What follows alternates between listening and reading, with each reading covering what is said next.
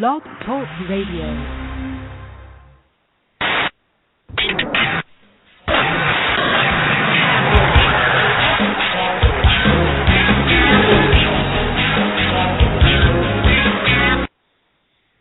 What time is it?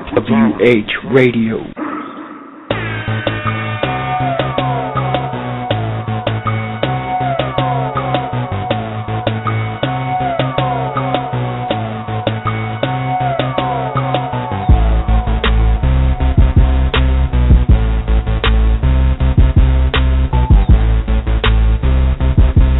We are the best in the world at what we do.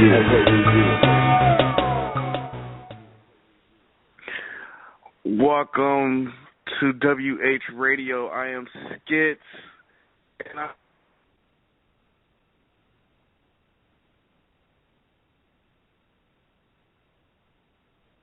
Hello? Yeah, you cut out for a sec. Oh, man, are you Can you hear me? Yeah. I'm live here with my co-host Tom. What's going on with you, Tom? Not much, man. Same shit, different day. Ready to shoot the shit today. Yeah, definitely. Today we will talk about the final countdown to Final Battle 14. We'll talk about some news on WWNLive. We'll talk about the Coco Cabana podcast with CM Punk last night, the Steve Austin podcast last week with Vince McMahon. NXT talk. It's a lot of shit to talk about here in professional wrestling. New Japan World. We can go on and on.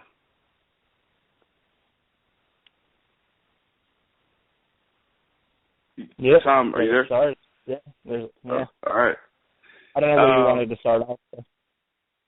Before we start off, all of our listeners, you guys can tweet us up at Wrestling Heads or call us at 760-454-1107.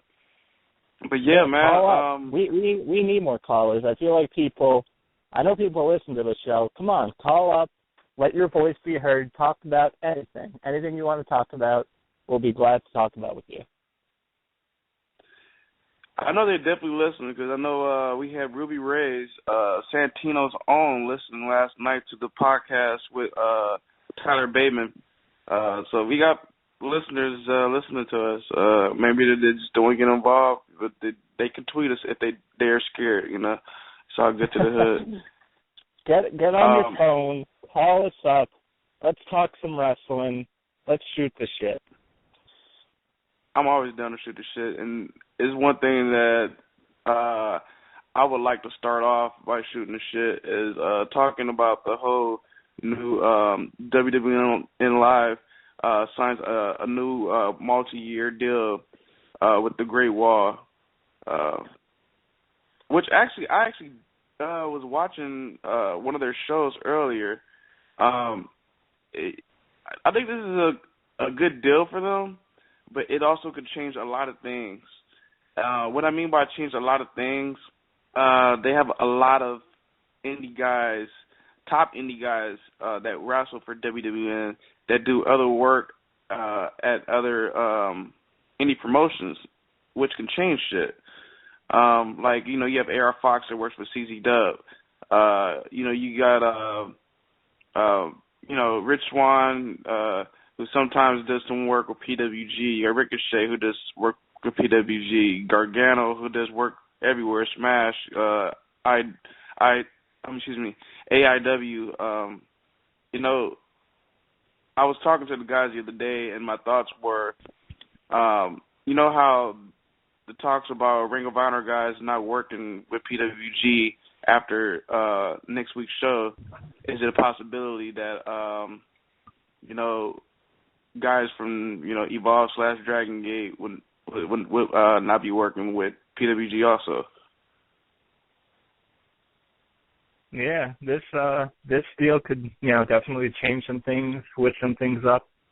But just like with the ROH and PWG thing, this could be a possibility to get some guys who are unknown, people don't know about, a chance to get on a big platform. So it's it's always a waiting game. Even with the ROH and PWG thing, it's just waiting on to see what can happen, what can result from it. So that's what we're going to have to do, is just see what's going to happen. But definitely interesting to read about this talks. And I haven't kept up with WWN recently over the past couple months. So maybe this will be something to get into. I don't know. Yeah. I was watching the not Ricochet, but the AR Fox Rich Swann match earlier, and it was a good opening. Of course, you got two guys that are exciting in the ring, high flyers, and that got the crowd going in Beijing. And you have guys like Johnny Gargano and the Bravado Brothers, who was a part of that whole segment at the end when the Bravado Brothers attacked Swan and Fox, and Gargano got involved. And plus, that same night, I believe that's the night when Gargano beat Ricochet for the for the Freedom Gate Open. I'm probably saying the damn bell wrong, but you know what I'm talking about. Open the Freedom Gate Championship. There you go. But the card is crazy. I can go down it in a few minutes, but yeah, man. This is a huge deal for that promotion.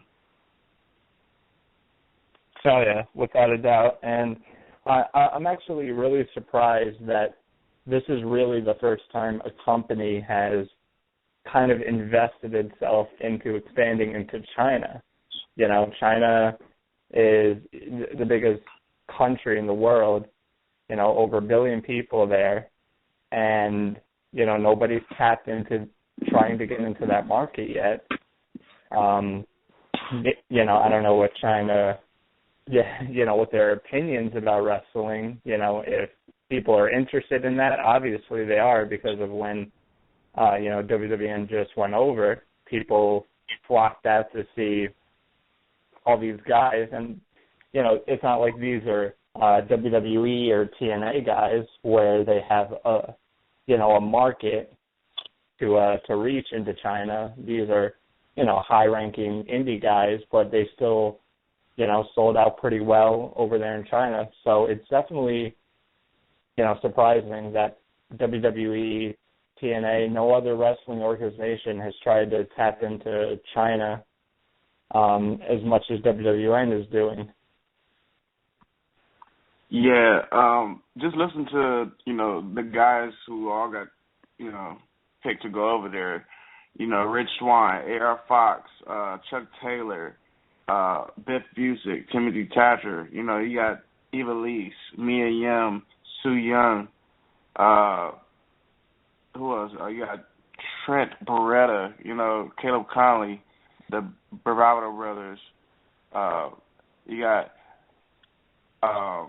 Fire Ant and Silver Ant. You got Ricochet. You got Johnny Gargano. Just listen to that. Listen to those guys. All these guys can put on a great match anywhere they wrestle. Yeah. I'm just wondering, is there going to be more guys added, that also work with Evolve / Dragon Gate, like maybe Drew Galloway, Maybe. And who knows, maybe they'll bring in some more indie guys, maybe not, former WWE talent guys like Drew Galloway or whoever, but they'll tap into that indie scene and, just try and bring who they can into that company. So it's, like I said, it's definitely an interesting thing, and it's going to be interesting to see what they do forward. Yeah, definitely. For those listeners that are listening, if you have any thoughts on the WWNLive Deal, you can give us a call at 760-454-1107 and share your thoughts with us. Another thing that's been going on in professional wrestling. Actually, I don't know if you heard yet, but it's been a pretty dope promo. I would say a hype promo for Kevin Steen, going to be known as Kevin Owens in the WWE. Basically, he's 7 days away from making his debut in the company. I don't know. Have you heard the promo or seen it? Yeah, I just saw it. I saw it earlier. Real quick, and it was a pretty kick-ass promo. I'm liking what they're doing with hyping up Kevin Steen, Kevin Owens, whatever you may call him.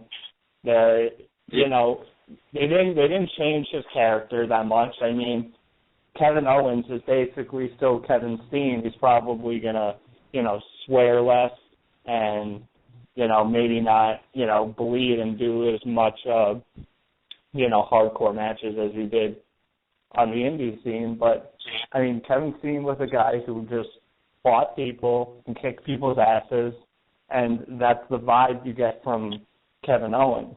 And what I like from tonight's promo is they included guys like Seth Rollins into there, Daniel Bryan. Let's play it real quick. Let's play it real quick.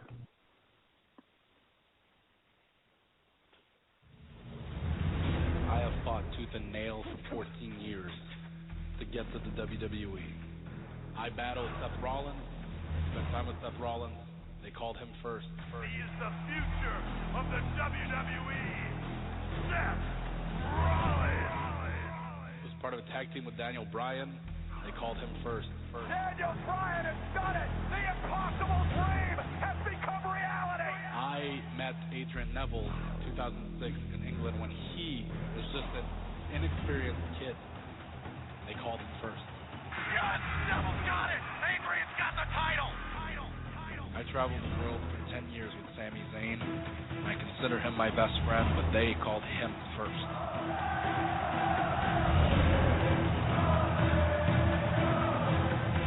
Seeing all those guys pass me by, as happy as I was for them, if anything, helped make me into who I am today. But it's my turn now. I have no plan B. This is why this has to work. My name's Kevin Owens. I will fight anyone and everyone because that's what I do best.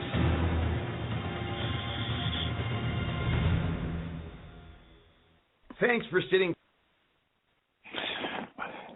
Yeah, fuck the Miz on that part. But fuck the Miz, he ruined that fucking thing. God damn it. Yeah, man, I'm pretty hyped about it. When I seen it, I'm like, I love this. The WWE's going all out for this guy. And adding guys like, Seth Rollins, who was known as Tyler Black back in the days when Steen worked with him, back in Ring of Honor. And then you had Daniel Bryan, which he tagged up with. It's pretty sweet how they showed, the history of this dude. And, also show how him and Neville worked together. And basically showing the last person, Sami Zayn, who they really didn't show too much of. They just showed a photo of both of them, which we all know who he is, with the mask on, a guy named El Generico. I love it, dude. Like, I'm like, WWE or NXT, whoever's idea, I love this. Like, I could watch that promo over and over. Yeah, that's what I was thinking. And when you do something like that, when you include guys who are established talents in the WWE, it makes the guy who you're trying to debut feel more important. There's more significance to when he debuts, because for people who aren't familiar, with Kevin Owens, who he was before, the first time they watch that, and they're like, man, he's, this Kevin Owens has been, wrestling all these guys before, he must be pretty good. And it was cool to see all the pictures that they included, the picture from PWG with Steen and Pac, or Neville, whatever you want to say. and then they included all the rest of the pictures. I thought that was awesome to see, and like I said, they're hyping this guy up big time, and it's definitely, I'm looking forward to next week even more than I was, when I first heard when Steen was going to be debuting. So it's gonna be crazy. I can't wait. We'll have to see how he debuts. Hopefully, it's gonna be just. I think regardless of how he debuts, whether it's the way we want him to debut or if they do something else, it's still gonna be fucking awesome. So.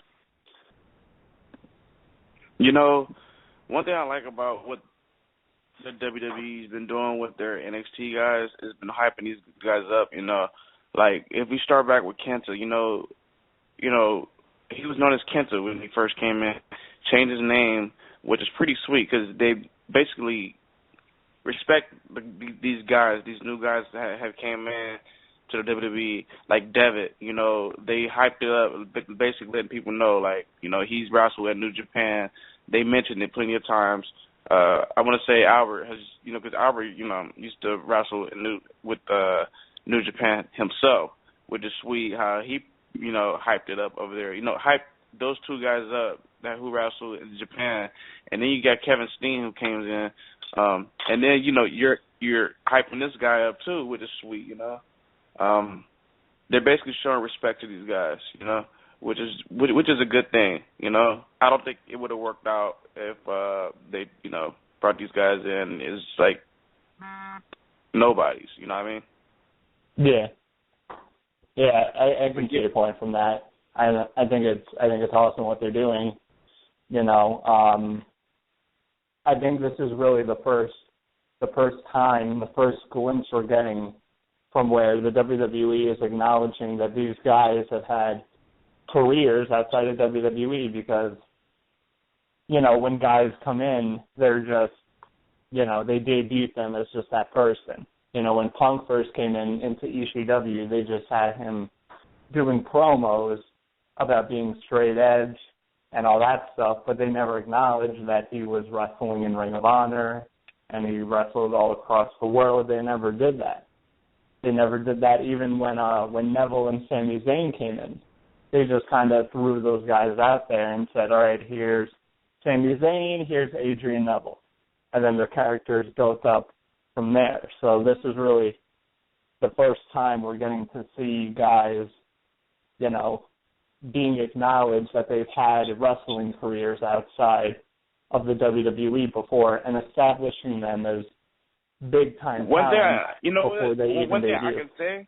One thing I can say, they did kind of hype Neville and Zayn up because, they mentioned that these guys wrestled around the world together and stuff. So they do mention that a lot. But not to the extent of what they did for Steen, Kenta, and Devitt, or Finn Balor, Hideo Itami, and Kevin Owens. I mean, there were 3 separate articles about WWE signing these guys, each individually, and they had a huge interview on WWE.com with those guys, and now they're just hyping these guys up, and hopefully it's leading to something positive for the future that maybe, okay, now they're kind of establishing that they're big-time stars already, so when they go to the main roster, they won't be just jobbed out. But with the WWE, you never know. Yeah. Next Thursday, NXT TakeOver is going down. I just want everybody to know, in case you didn't know, if you want to watch the pre-show, Corey Graves will be on there, and he has an announcement. Question of the day, what is that announcement? Could it be him retiring? Could it be him returning? What do you see him saying? Because, there's been a lot of talks about, him retiring. I would say he's one of the best guys that's on the roster, that was on the NXT roster, at the time when he was healthy. I saw good things, going on for dude, and with his injury, you got guys stepping up, and with him on the pre-show, what's that announcement going to be? I think dude might retire. I don't know. Yeah, I don't think he's gonna announce that he's gonna come back. There's been pictures and stuff going around that, Corey Graves has been working, in a backstage role at NXT, and I see in the morning that NXT tweets out that Corey Graves is on this radio show, so he's getting to be more vocal and getting out there. So I believe he's going to retire. I'm not sure exactly what's going to go forward with him, but I feel like he's going to be a part of NXT in some capacity, in some form. What it is, I don't even know yet. I can't even speculate too much. But yeah, we'll have to see what he says. And I was never really that high on Corey Graves. I thought he was okay in the ring and he was okay in the microphone. I always felt that there was something missing from him. I never liked his ring gear, those skinny jeans that he wore. I never really liked that. But, that's not to say that he didn't have potential, that he could have improved, because that's what NXT is all about, is improving yourself and, making yourself better. So who knows what he could have been if he never gotten injured. But hopefully, he'll at least get to stay with the WWE in some capacity. Yeah. Question, when was the last time you actually watched NXT? Have you watched any shows lately? Yeah, I've been keeping up.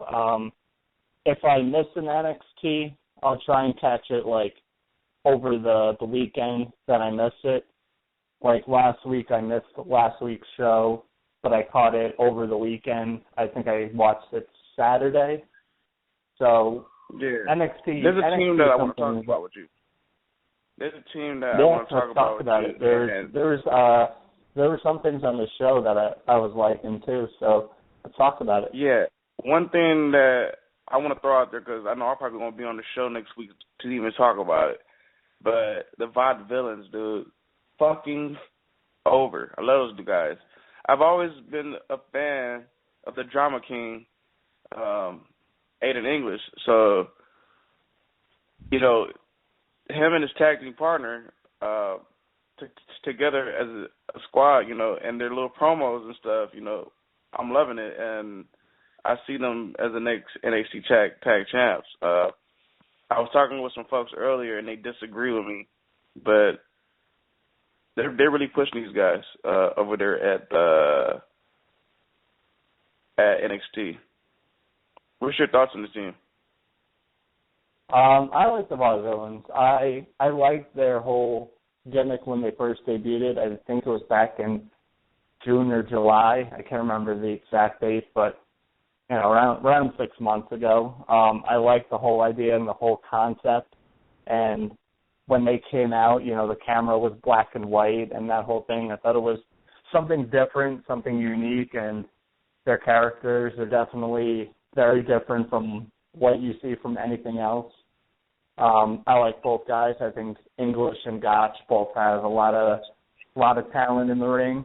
I think Simon Gotch could be a little better in the ring, but once again, I agree. Like I just said before, it's NXT. He's going to get better. In-ring stuff you can improve on. But I like the Vaudevillains. I won't give out my prediction yet because we'll probably be doing that next week. I'm just going to give out one prediction, and that's me saying that we have new tag champs on the way. And if you disagree, please call up, 760-454-1107, because I don't know, I see something new and something different. The Lucha thing is cool, I don't know. You know.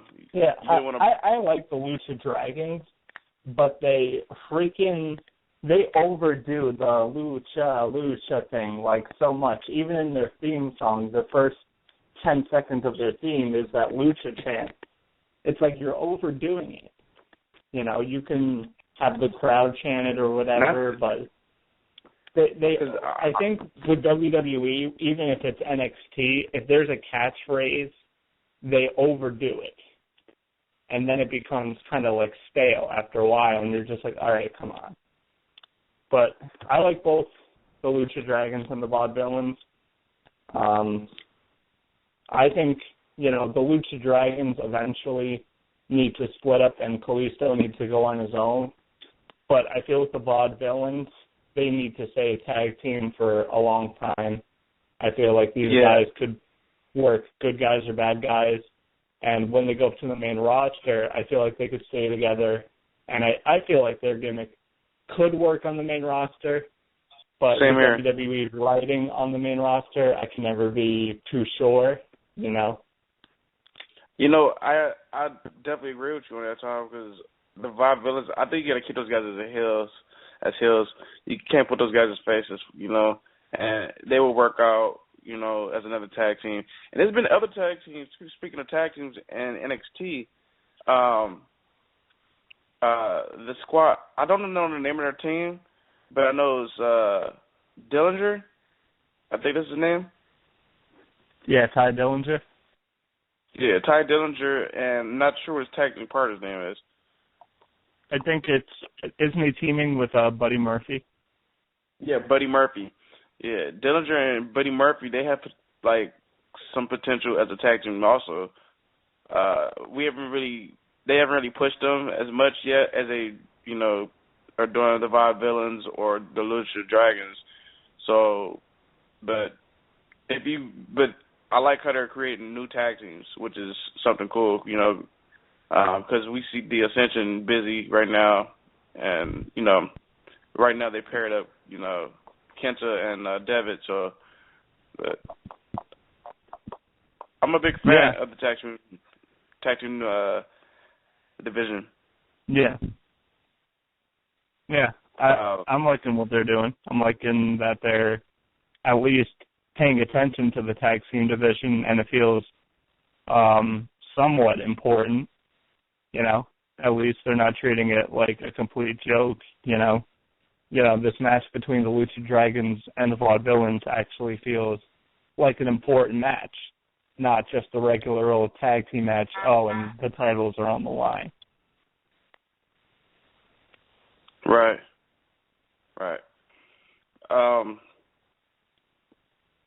Also,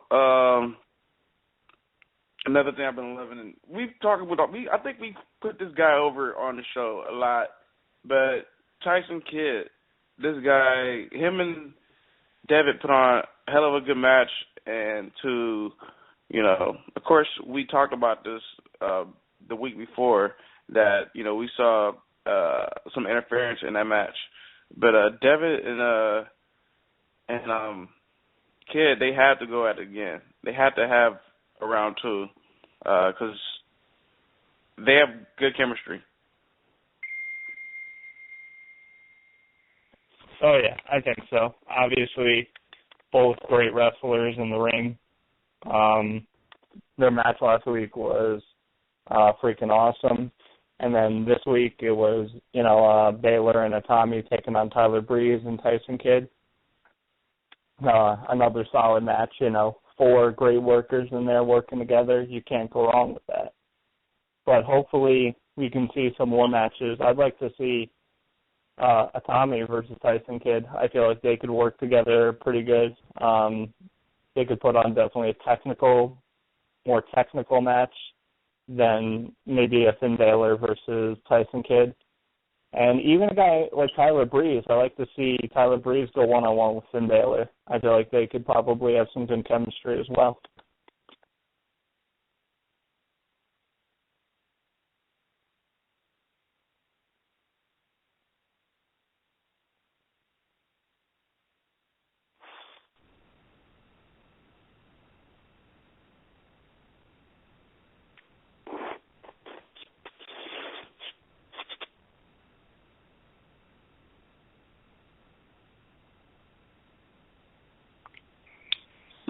Yo.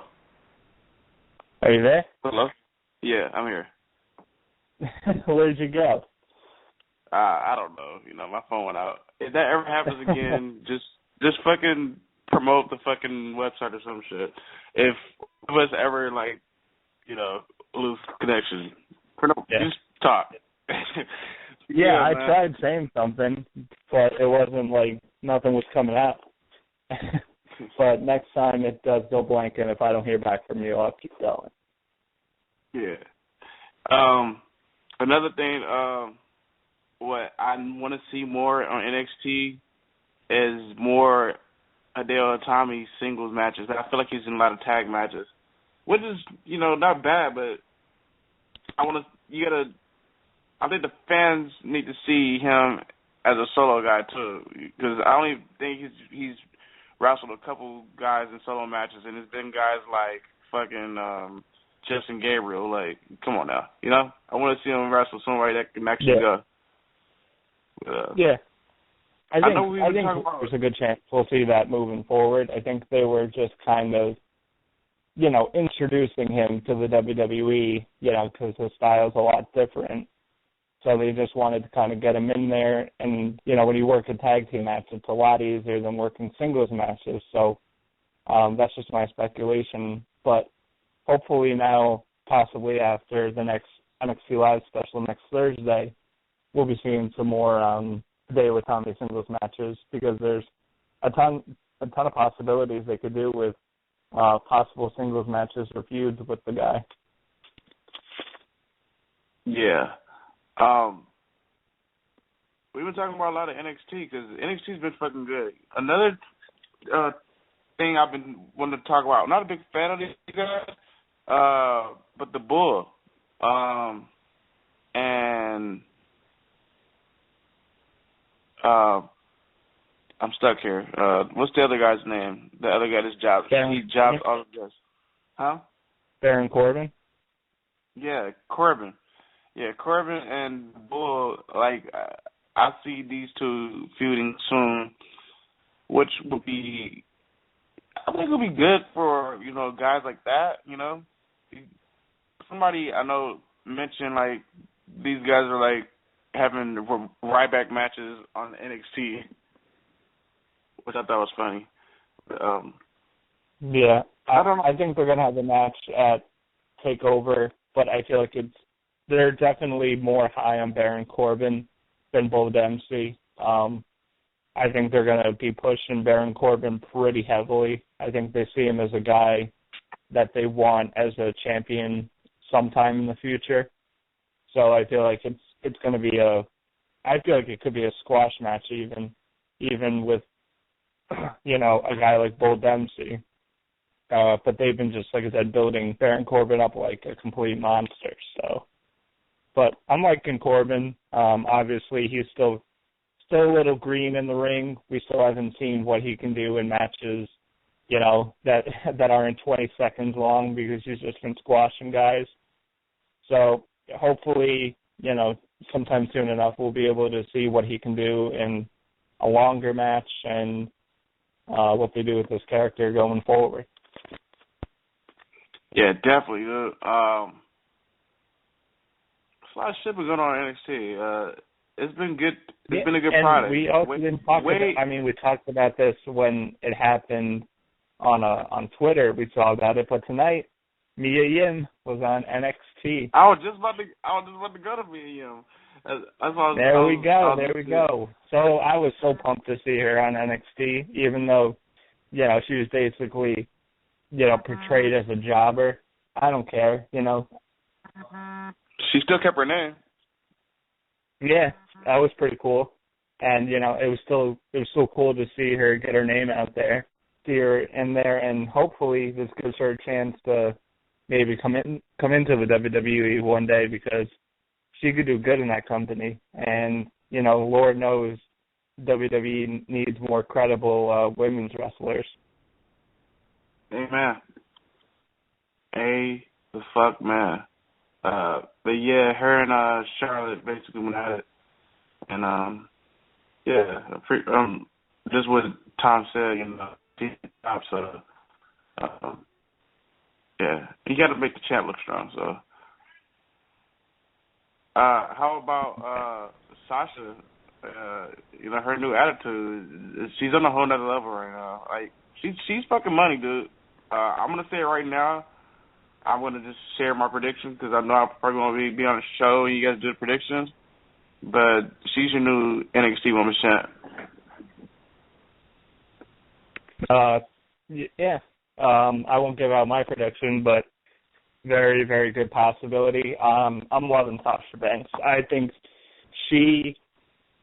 it's tough to say, but possibly you could make the argument that she's the best diva, if you want to say quote unquote, or women's wrestler in the WWE right now. I mean, she can go in the ring. She's incredible on the mic. She plays her character so well. She may be the best women's wrestler in the entire WWE, not just NXT. So I'm loving what Sasha Banks is doing. And I'm liking this partnership that she's been having with Becky Lynch. I feel like those two, they're doing some good things together. They're being, the ultimate type of heels. And I'm liking what they're doing. I'm a big fan of Becky Lynch now. It's crazy because some people in professional wrestling, you don't like them as faces, but when they turn that heel button, you're like, oh, I love this person now, You feel me? Yeah, I can understand that. I feel like Becky Lynch, to me, I like her as a heel, but I feel like Becky Lynch could work as a face very easily.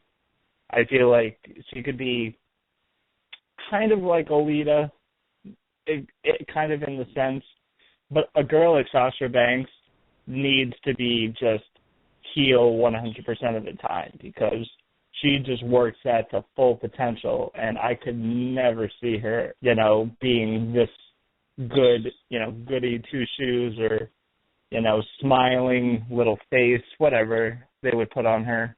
But yeah, both of those girls are doing work, and, Sasha versus Charlotte should be one hell of a match. I'm looking forward to it. Yeah. Let's take a quick break, and we'll be back because we got a lot of shit to talk about.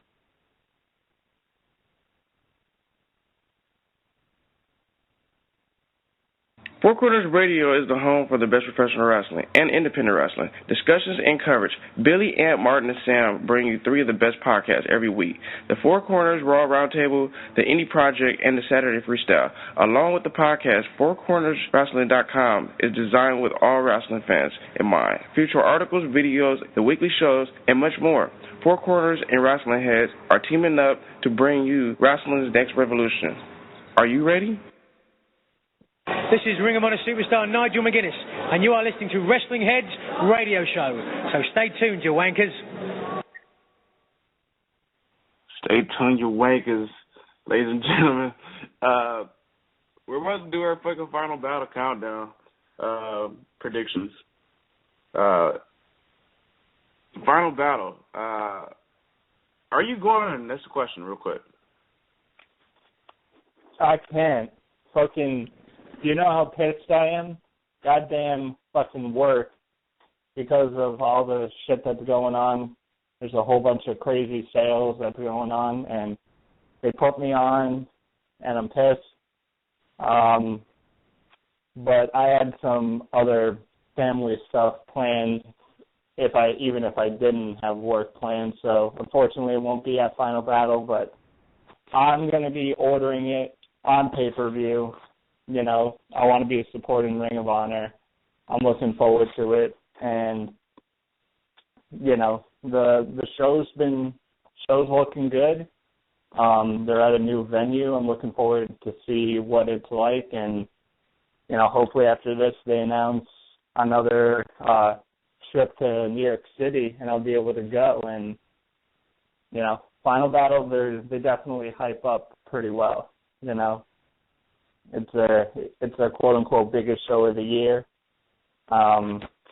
You could argue that maybe that could be changing but most likely they stick to Final Battle being their biggest show of the year. Yeah, dude.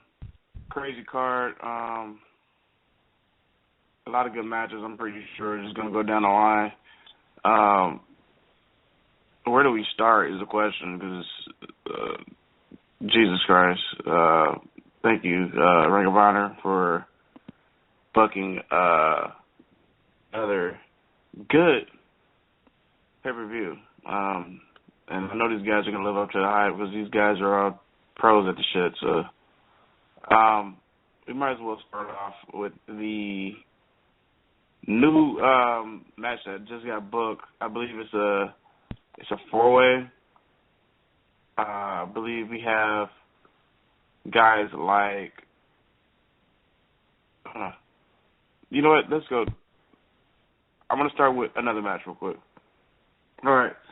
Adam Page versus Roddy Strong. Adam Page, it is time for this guy to break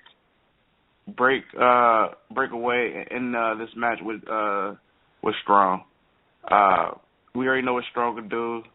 Strong's hell of a wrestler. Adam Page, I've seen dude at Wrestling Cares, and him and Strong, I think they could put on a good match if they really go, and I think Page needs that. Before we share our predictions, your thoughts on this match, Tom? Yeah, I'm liking the matchup. The whole mentor versus student thing, I'm liking, with him attacking Roddy and, going full heel. I'm liking it, and I'm liking, what possibility they could do with this match. Even though it's an undercard match, the rivalry still seems pretty, like Ring of Honor isn't just pushing it to the side. They're still focusing on it, which that's what I like about Ring of Honor with their big shows is that, up and down the card, it seems like every match is involved in some sort of rivalry or stipulation or whatever and has some importance to a certain degree. So I'm liking this. We'll see if Adam Page can get the victory, but I think whether he wins or loses, it's just going to elevate him either way because he's in there with a veteran talent like Roddy, and if he picks up the victory or not, he'll still look good. Share your prediction. You know what? I'm going to go with my prediction first. My prediction, I see Roddy Strong going over in this match. Just like you said, at the end of the day, it's still going to, give Page, some love. He'll probably be booked more in more matches. And basically one of the top mid-card guys, maybe he can get in that area with guys like maybe like a Mark Briscoe or, like a Hanson or somebody, having a feud with somebody like that. But I see Strong going over. What do you think? I see Strong winning too. Like I said, it's still going to elevate Page.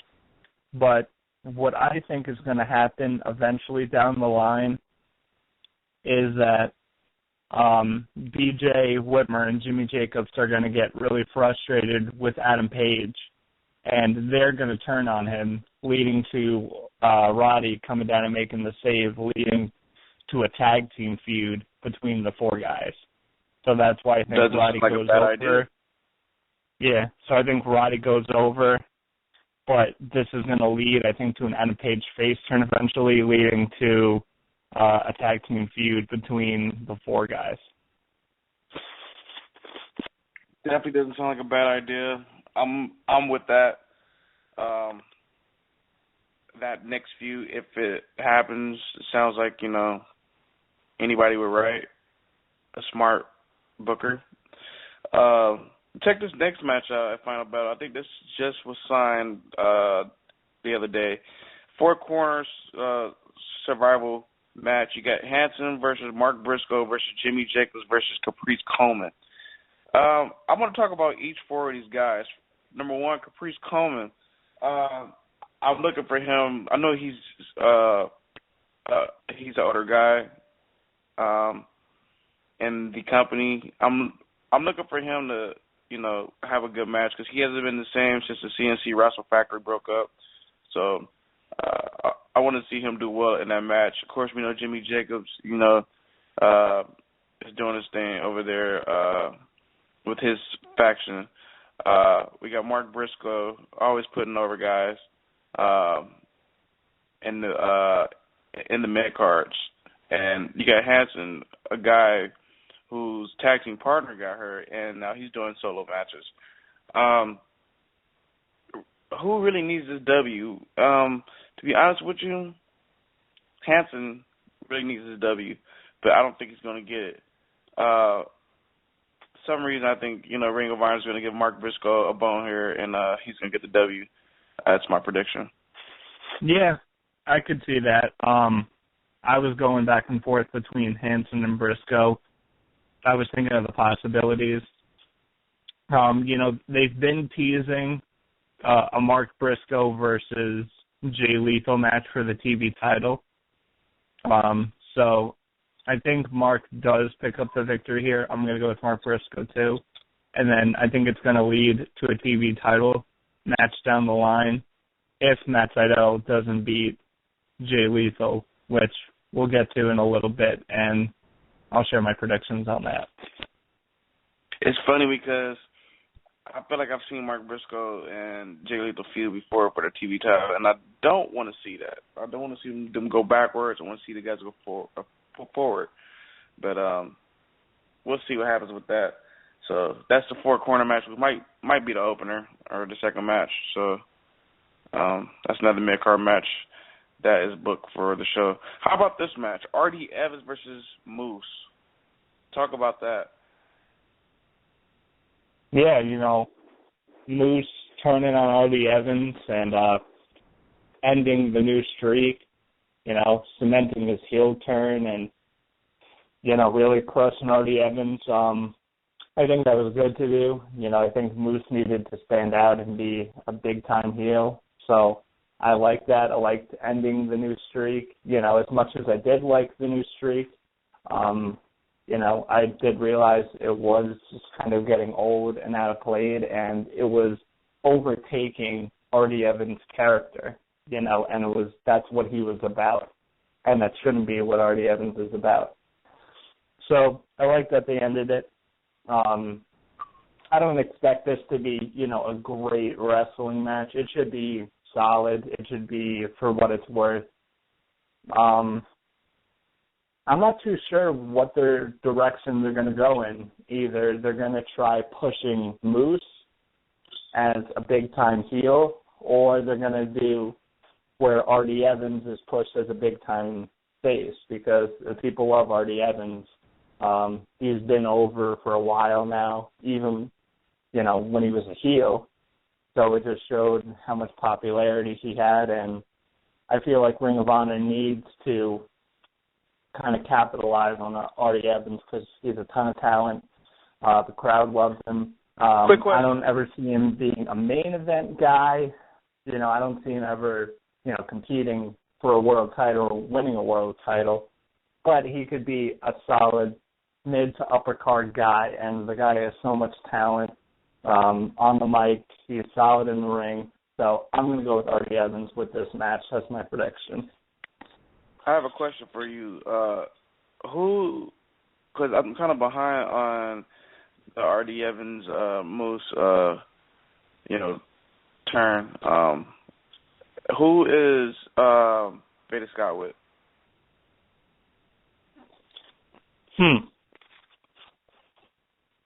Now that I think about right it, now? I think there may be a chance that she turns on him on Sunday and Moose picks up the victory, and then R.D. Evans is kind of on his own.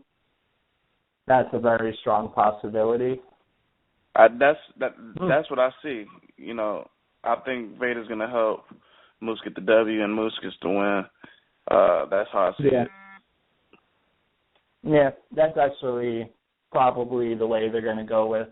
I think maybe at this point, Artie Evans doesn't need victories to make him even more popular. I think maybe even losing might make him even more over because people are like, they want to see Artie Evans win. And after the whole new streak, maybe he goes on a losing streak or something, and the crowd's just cheering for him to get a victory. So, yeah, your possibility could do it. I'm gonna go with Moose.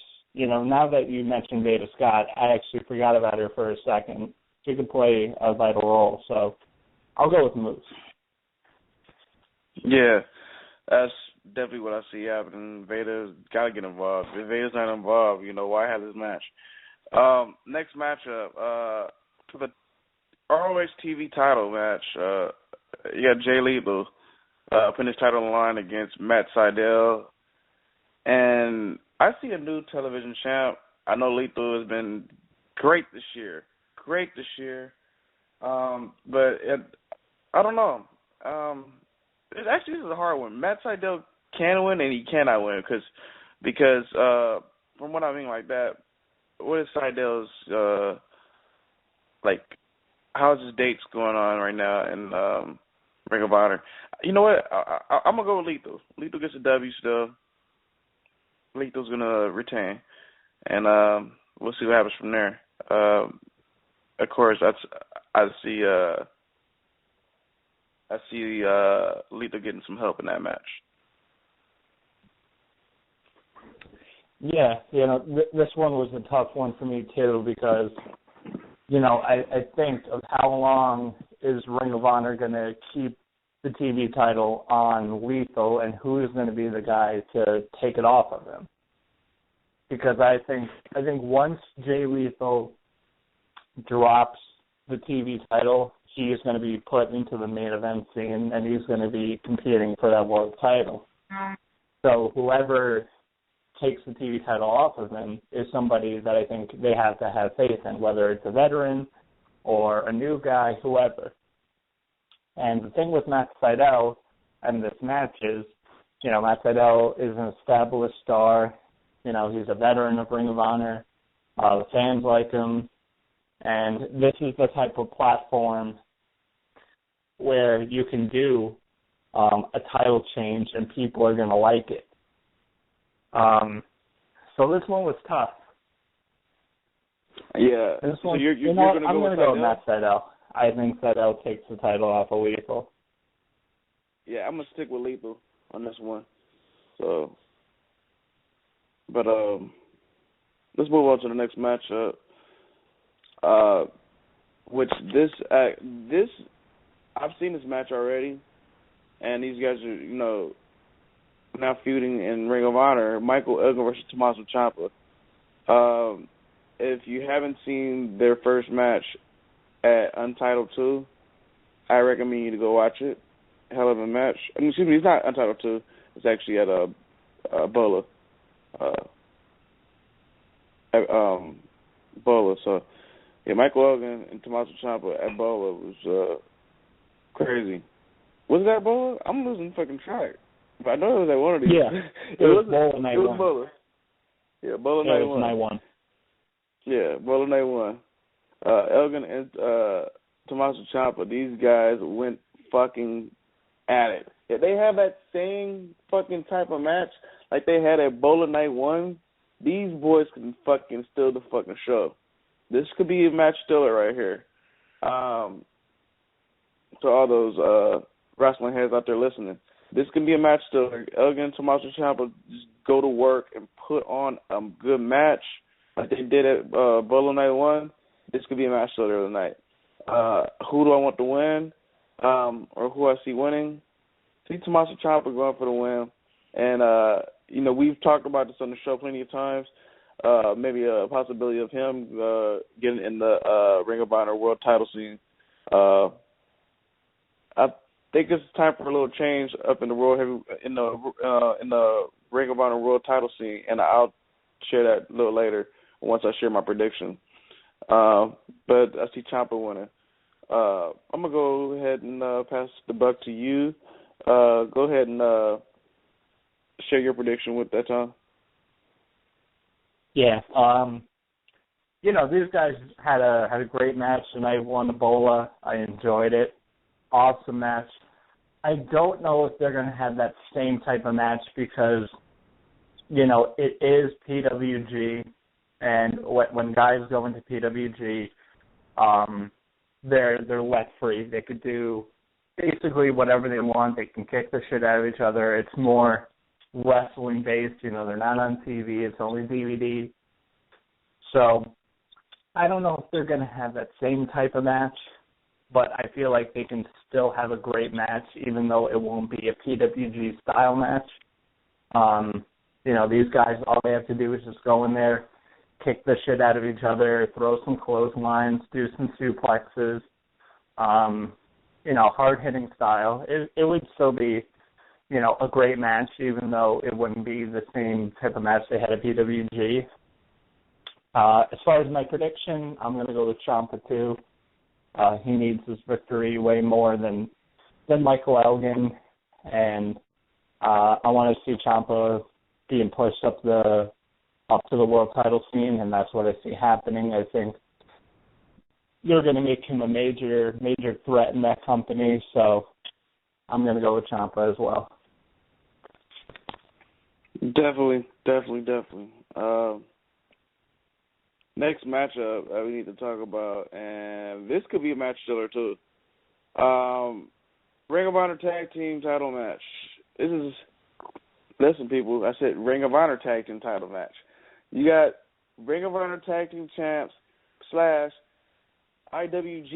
Junior Heavyweight Tag Champs, Bobby Fish and Kyle O'Reilly, Red Dragon, putting their ROH titles on the line versus New Japan's Time Splitters, Alex Shelley and Kushida. This could be another match stiller at Final Battle, and Final Battle is the ROH WrestleMania.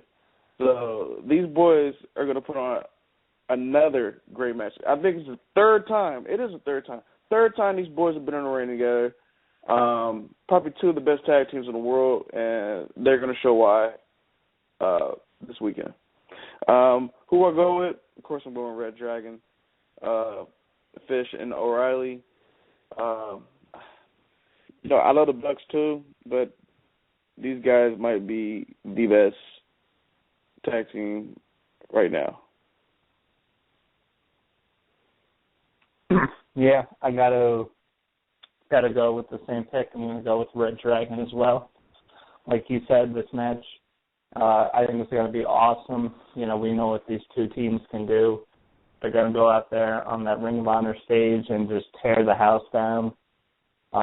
Crowd's gonna eat it up, and it's cool seeing Time Splitters and Ring of Honor work in a Ring of Honor match. It's really cool to see. So I'm hyped for this match. Should be awesome. Two amazing teams are going to go out there and put on a hell of a match. But at the end of the day, Red Dragon, they're keeping the Ring of Honor tag titles. Yeah, definitely do.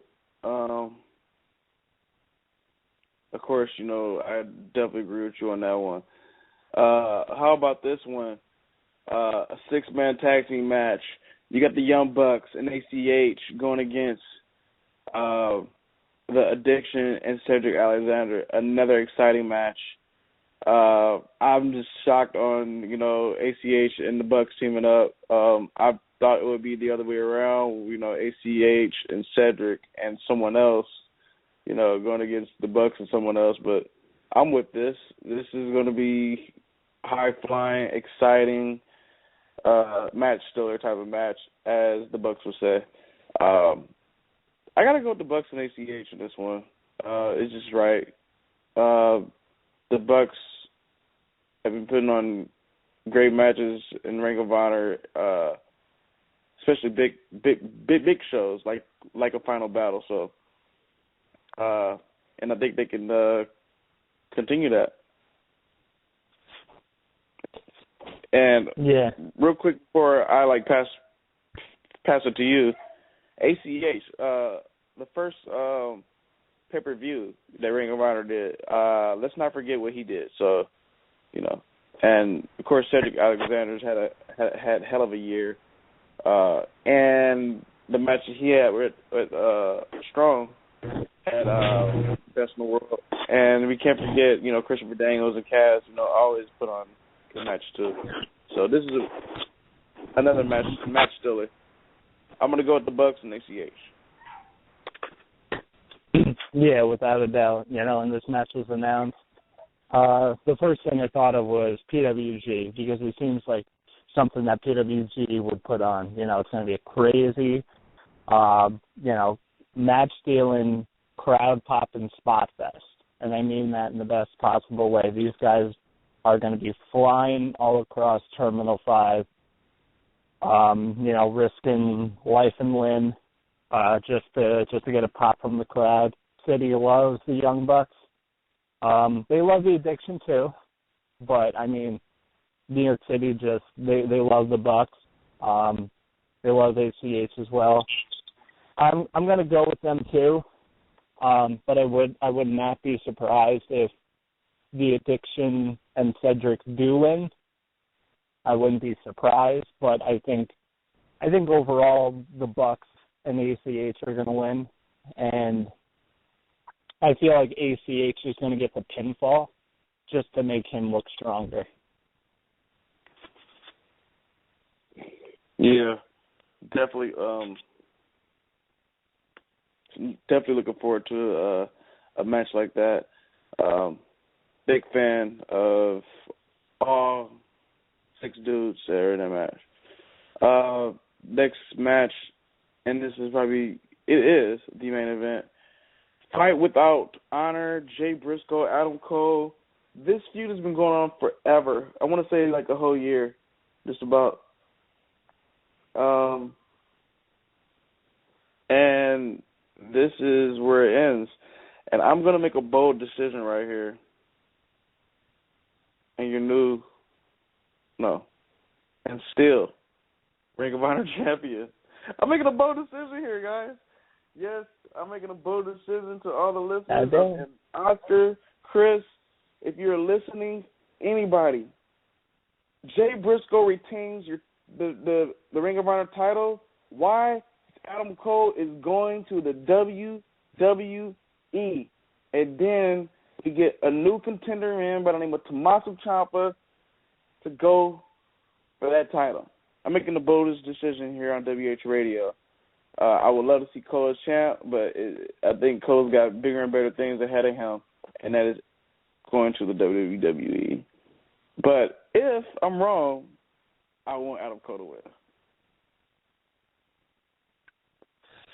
You know what? The whole rumblings about Adam Cole going to the WWE, and I think I said this on Monday's show when me and Oscar were talking about Final Battle. You talk to anybody, fans, other wrestlers, whoever, and you say, all right, who's one guy on the indies right now that you could see in the WWE, not just making it there, but doing really good there? Everybody says Adam Cole. First name that pops into your head, because he's very good in the ring, but what makes him a WWE star is his presentation, his look, his promo skills, his charisma, the way he can work a crowd over. That's what's going to make him a star in the WWE. I think, my prediction, I'm saying Adam Cole is a new Ring of Honor World Champion. I don't think he's going to the WWE yet, for the simple fact that I think he still needs to stick around the indies for a while. He's still really young. I think he's, 24, 25. He's still really young. So I think he's going to stick around the indies for maybe another 6 months or another year. And with all the big signings that WWE made, I don't think they're going to sign another big name, because you start bringing in all these big names at one time, and you're just, overloaded. You don't know what to do with each guy. So I think Adam Cole is your new Ring of Honor World Champion, and I'm saying he's going to be sticking around for a while. Yeah, that was a bold decision by me. I could be wrong, but at the end of the day, everybody on the show knows I am the biggest Adam Cole. And I would love to see him as Ring of Honor champ. It's just that, I don't know. I just don't see it happening if that decision is made from him going to the WWE. But we'll see this weekend. So, Ring of Honor, final battle, it's going down this weekend. Order it at your local cable carrier, DirecTV, whatever. Yeah. Order the fucking pay-per-view. Fucking support this fucking company. Make sure you order the fucking pay-per-view. Support this company. Order the pay-per-view, because the more people that order it, is the better their numbers are going to look, which means we're going to be putting on more pay-per-views. And it's going to make their company look better. And they're going to, maybe they'll bring in new guys. More money comes in, they can bring in new guys. They can re-sign guys to new contracts, keeping them locked in, and we want to see Ring of Honor succeed. So, let's support this company. I'm going to be doing it, even though I wish I was going to be there live. Still going to be supporting them, ordering it up pay-per-view. Even if I know a lot of people are, they don't like to order it on pay-per-view or whatever, go to a friend's house. Have them order the pay-per-view, chip in a little money so it's a little cheaper for both of you.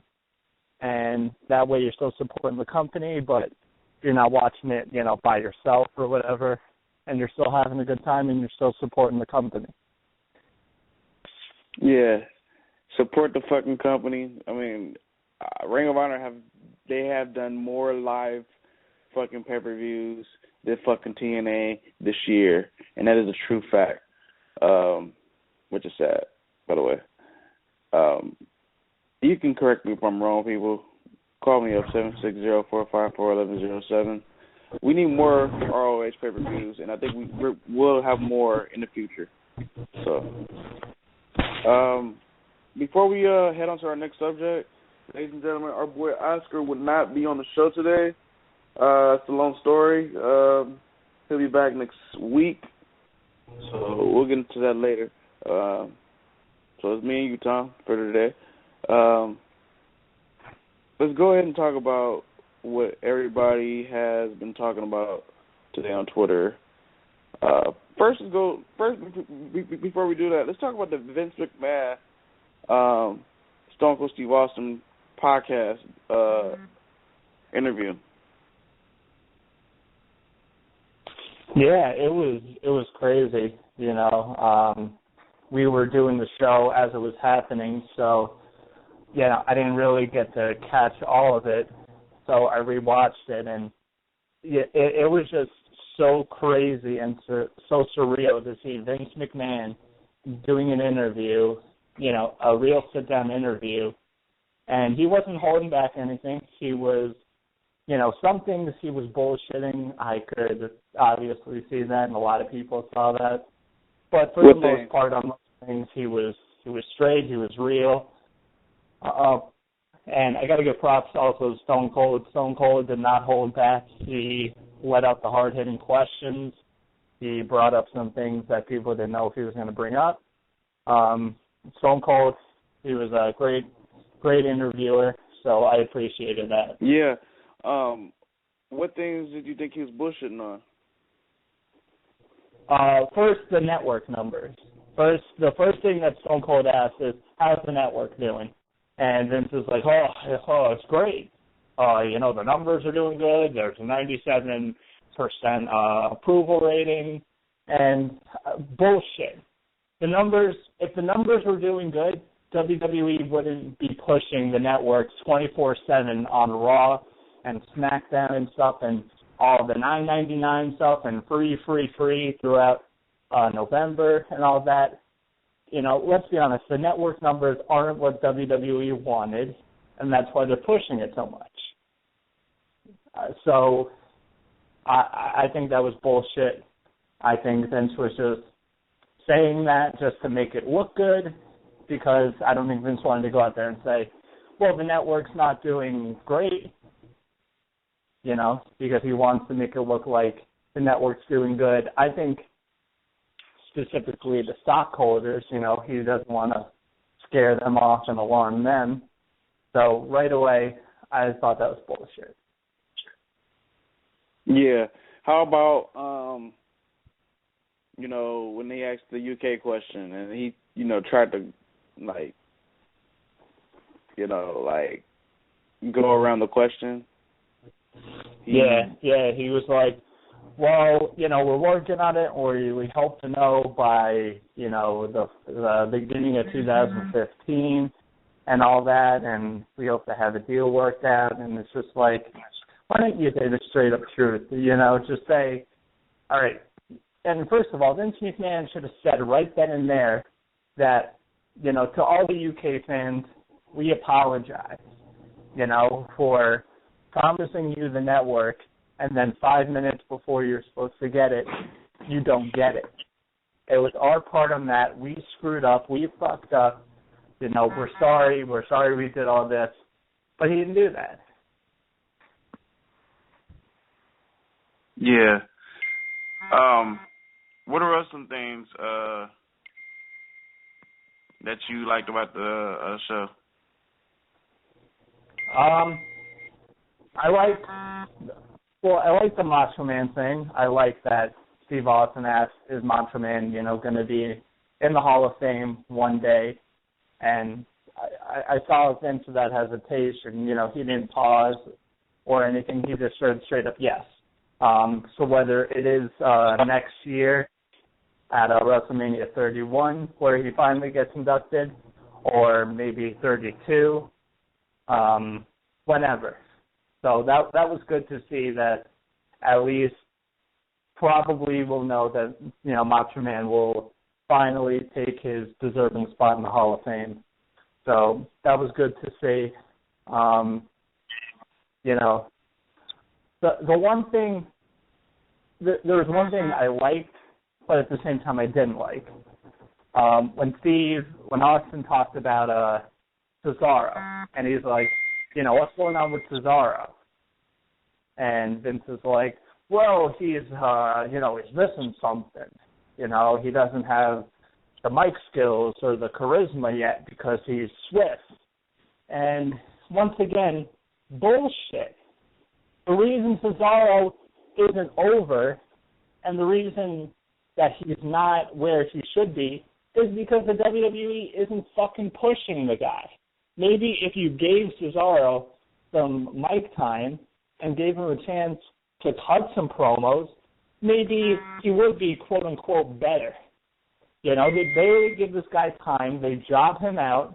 And at the time where he was, you know, he was one of the biggest, you know, I guess you could call him a face after WrestleMania, after he won the Andre the Giant Battle Royal, everybody was loving him, you know. The crowds are bringing Cesaro section signs, and they were loving the swing. And then what did WWE do? They paired him with Heyman. They took away the swing. I'm with you on that, dude. You know what they should do? I was saying this to myself. If they had a part two where, you know how Coco Cabana, which we're going to get to in a minute, how they had a part two? Yeah. Yeah. So, and questions for the fans, dude, Vince will get killed by those questions. You know, Yeah, but that's the thing. I don't think he would answer them, you know, I don't think he would answer them fairly. You know, if let's say Steve Austin and Vince McMahon sat down and, you know, you say they did a contest. I'm just making up something. They did contests, and they said, all right, if you win this contest, you get to come on to the Steve Austin show with Vince and Steve, and you get to ask him questions, any questions you want to Vince, straight to his face. So imagine, like, me or you going and sitting down on that show, and then I sit down there, and I'm like, Vince, you said on the last Steve Austin show that Cesaro was lacking the skills, the mic skills, and the charisma. Well, why didn't you give the guy some more promos? Why are you jobbing the guy out? Why, when the guy was more over than 90% of the roster, you turned him heel and made him go with Heyman? Why did you take away his swing, which was one of the most popular things in the WWE? Why did you change his theme song to the most annoying, trash, garbage theme that's in the WWE right now? Why are you changing things to hold this guy back? It's not his mic skills or his charisma. It's you that's holding him back. It's not that something's missing with him. It's something that's missing with you. Vince, I don't think, would answer that, honestly, because he's put on the spot, because he would know that probably we're right, you know. And I forget where he mentioned it, but there was something today where Cesaro was talking about that even though he was a heel, he wanted to be a good heel. You know, he wanted to be a big-time heel. And he said that the WWE doesn't allow you to do, like, heelish moves in the ring. You know, they want the faces and the heels to be doing the same moves. So what separates them? You know, nothing. Not much, really. So like I said, I like that Steve Austin seems so high on Cesaro, which that's what I like, is that he asks about And you it. know, one thing I like about Austin, when he said, you know, can the fans ask you questions, you know? Yeah. That's one thing that I had liked. Yeah, and it was funny when he was like, tweet at the WWE or tweet at Vince McMahon. Vince McMahon's face, like, kind of gave you that look like, oh, fuck, like, what did you just do? Like, what did I just get myself into? Because Vince McMahon knows his Twitter is just going to be blown up by fans asking, push Cesaro. Why are you fucking pushing Cesaro, you piece of shit? You let CM Punk walk out? Fuck you. It's just like, oh, jeez. But yes, like I said, Austin was, you know, he was great. You know, he wasn't holding anything back. He, you know, asked the straight up questions. You got to put the CM Punk question. Yeah, he was just like, and I like how Austin's like, straight up, yes or no, do you want to talk about CM Punk? And then Vince was like, his face was like, all right, I guess I'll talk about it. And, you know, he said he apologized he apologizes to CM Punk, and it was a lack of communication between the two, which, you know, we'll get into when we talk about Punk and Cabanda's Part 2 podcast. Let me ask you, Tom, do you think that he, you know, was serious about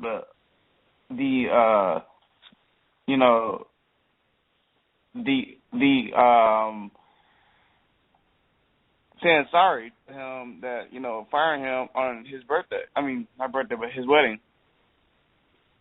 I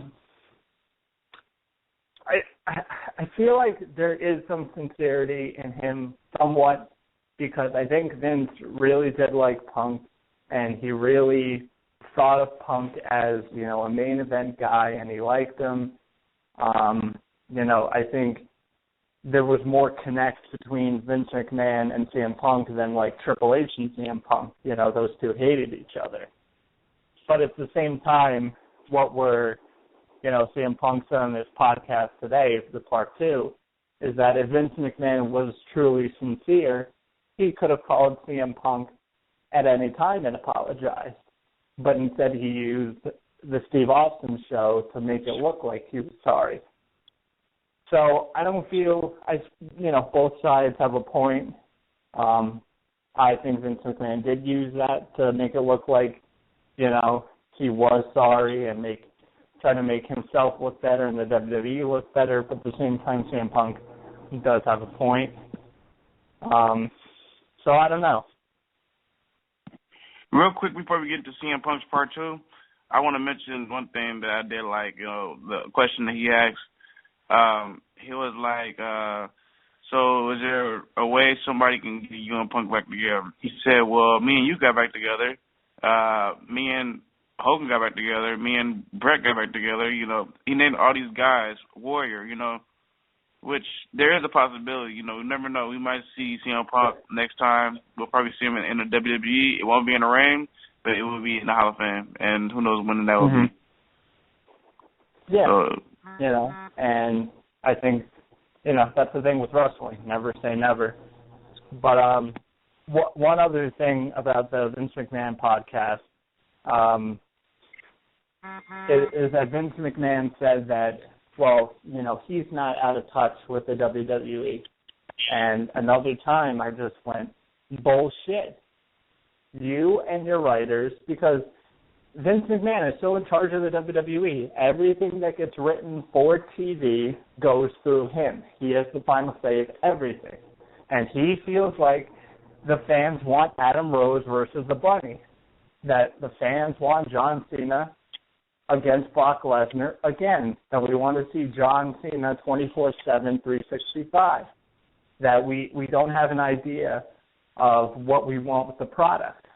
Bullshit. Vince McMahon, whether he wants to admit it or not, has been out of touch for 20 years. There's stories going back to the Attitude Era where Vince Russo would say to Vince McMahon, you're out of touch. You don't know what these people want, and that's why guys like me are here, is to tell you this is what they want. This is what the fans want to see, and if you don't do it, then your product is going to suffer. And I think Vince McMahon had to, realize that and say, all right, well, we need to beat WCW, so I'll trust these guys. And, there's no competition now, so there's nobody saying that. There's nobody saying that Vince McMahon is out of touch. So that was just another thing I just kind of called bullshit on. But I did like toward the end where Steve is like, all right, we got 20 seconds left, and then Vince McMahon's like, I own the network, 15 more minutes. I did like that. I was laughing. One thing that I liked also,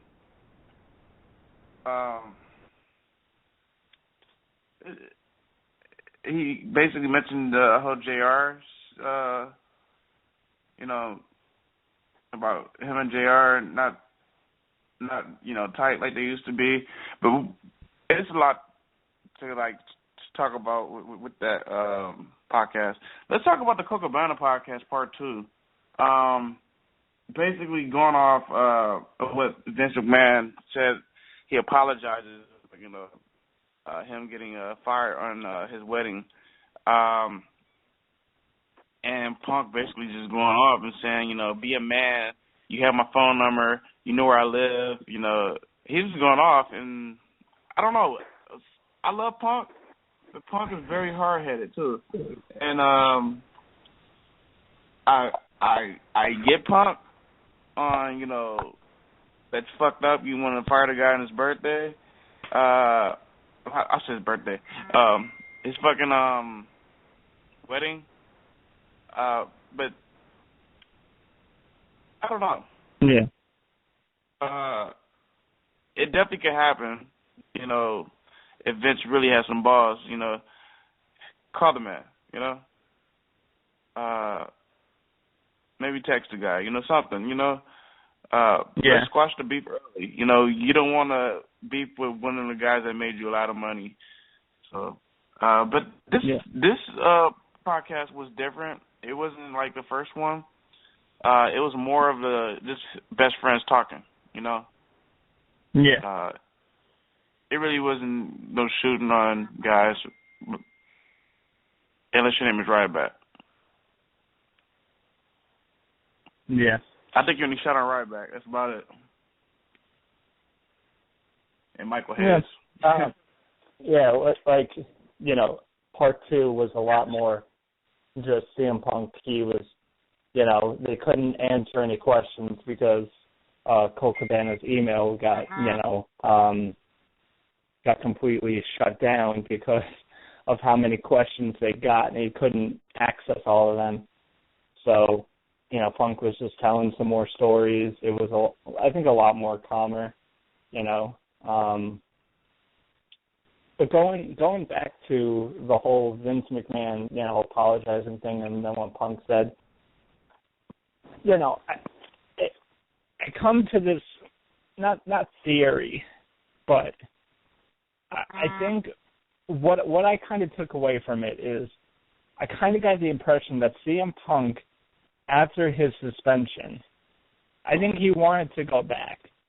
I think that once his suspension was up, he was waiting for a call from the WWE or from probably just Vince, you know, since he's the one in charge. He was waiting for a call to say, okay, you know, there was a mess with the whole suspension and you leaving and stuff. Let's just forget about it. You know, tell me what you want. Let's talk it out and let's do it. But Vince never did it. And I truly believe that hurt CM Punk's feelings because he felt like he wasn't wanted then. He felt like, okay, you know, the guy that I made, you know, all this money for and set up as a main eventer and all that, he's not calling me to tell me now that he wants me back. You know, he's not telling me, oh, please come back. Come on, we need you back here, Punk. You know, you're the top guy here. You're one of the top guys here. Come back. We need you here. That never happened. So that's where I see, you know, where CM Punk said that Vince McMahon's apology was, you know, kind of fake and, you know, used for publicity. You know, I could see that because he just wanted to feel like he was needed there and he was wanted there. So when that didn't happen, you know, he didn't feel like he meant something there. So that's why he made the decision that he made to just completely cut ties with WWE. Yeah, definitely. Ladies and gentlemen, if y'all want to listen to both podcasts, you know, you can go to WWE Network to listen to the podcast with Stone Cold and Vince. And if you want to listen to the Colt Cabana podcast, just go to Colt Cabana's his Twitter, and I'm pretty sure you can find a link. 2 good interviews. We're coming to the end of WH Radio. Real quick before we go off air, let's talk about our guest we have coming up. She's going to be coming up next Monday. She out of the combat zone. Do you have any thoughts on her before we, you know, go off air, or are you just looking forward to next week? I'm just looking forward to her. I don't know too much about her. You know, I like when we get these guests on where I don't know too much about them. You know, it's still not to say that it's, you know, not fun when we get a name that I know already. But it's fun to see what these people that I don't know too much about are like. You know, I get a sense of their personality, what their goals are, how motivated they are, their style, and it gives me some more in addition to go check them out and go check out their stuff. So I'm looking forward to it. Looking forward to asking her some questions, and should be awesome, man. Definitely. Also, on December 15th, B-Boy returns to WH Radio. Pretty sure we'll talk some Lucha Underground with him. We'll also talk maybe some AWS, some PWG a little bit maybe with him, and some more things. It's always fun to have B-Boy on. Definitely looking forward to that. It's always fun hanging out with B-Boy at the AWS shows after parties. And also, you know, he's a good friend of ours over here at Wrestling His Radio. Oh, of course. B-Boy, just one of the chillest guys around, one of the, just that. See, we're talking about CM Punk and Colt Cabana. I know you guys are, good friends with B-Boy, and you guys have met him many, many times and hung out with him. But when he comes on, it doesn't feel like we're interviewing him. It doesn't feel like we're sitting down with some questions and we're asking him and he answers them. It just feels like just a couple guys sitting down and talking about some wrestling. Yeah, definitely, dude. B-Boy, again, ladies and gentlemen, that's going to be December 15th. Look out for that. Still working on getting some more guests here on the show. If you missed yesterday's show with Tyler Bateman, I think everybody should go listen to that. Tyler Bateman is probably one of the biggest stars out here in SoCal. Good dude. We had fun with that yesterday, me and Oscar. It should be on YouTube soon, hopefully. So, yeah.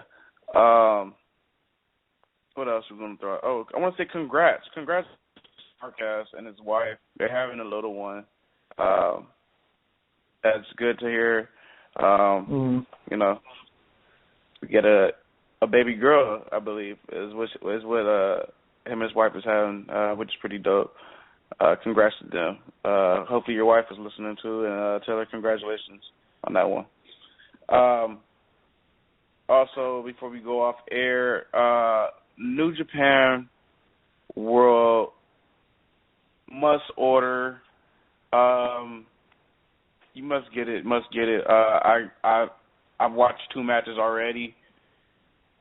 Have you got it yet, Tom? Not yet. Probably gonna get it sometime this weekend. Maybe Saturday, like Saturday night. So I can watch it.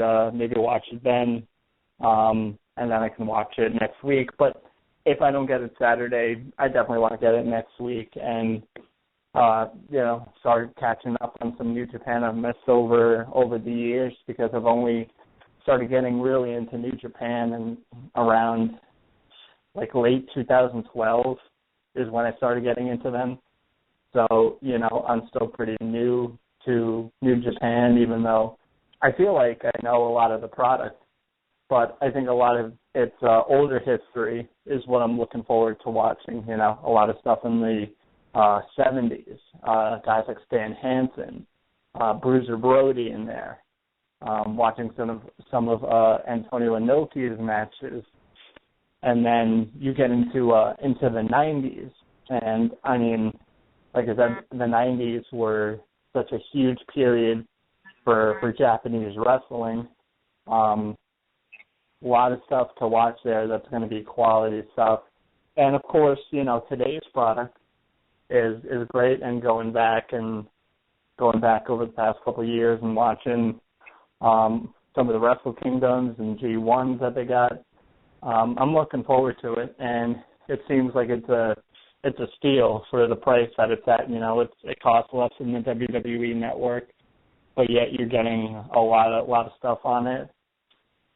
Yeah, it's crazy because I've already watched the Kota Ibushi Prince Devitt matches for the IWGP Heavyweight Championship, the one at Wrestle Kingdom 4, and I'm in the middle of watching the other one, but I plan on watching a lot of Prince Devitt and Kota Ibushi, 2 of my favorite guys probably in New Japan, and then I'll have to watch my heavyweight guys too a little later on when to be honest with you, all day today I've been watching wrestling. I caught up on NXT. I watched new Japan Pro Wrestling. I watched a little Dragon Gate, or I don't know if it's Evolve Dragon Gate, but same guy. The one in China. So, but yeah, man. Go order that, guys. New Japan World. Also, so we're about to go off air. Real quick, ladies and gentlemen, shout-outs to our boys that work with WH Radio / OWO. shout out to Oscar. Shout out to Chris over there. Shout out to Bruce. He's been MIA, but shout out to him still. I still get to talk to him every now and then when he's not busy. Check out the website, WrestlingHeads.com. We got news up there from WWE to TNA to Ring of Honor to Indie Promotions to New Japan to Noah to Dragon Gate Japan, just name it. We cover professional wrestling and a little entertainment over there. But yeah, check the website out. You can follow us on Twitter at Wrestling Heads. We are also on Facebook.com/Wrestling Heads. We are on Instagram at Wrestling Heads. If you want to listen to some of our old shows, some of our old interviews, blogtalkradio.com/Wrestling Heads. We are on iTunes. Click Wrestling Heads. Everything's Wrestling Heads just about. If you love Wrestling Heads, you know what to do. Google us. I'm on Twitter at WHSkits. And Tom, you want to go ahead and throw your Twitter out there? Yeah, all you got to do, follow me on Twitter @to tweet me. That's all you got to do. That's the only social media platform I'm on. You'll find me there. Definitely. Ladies and gentlemen, again next week, Christy Rivera, she will be live here on WH Radio. Hopefully Tom and Oscar to hold her down, and I know they're going to do it. So until next week, we're out. Peace. What time is it? WH Radio.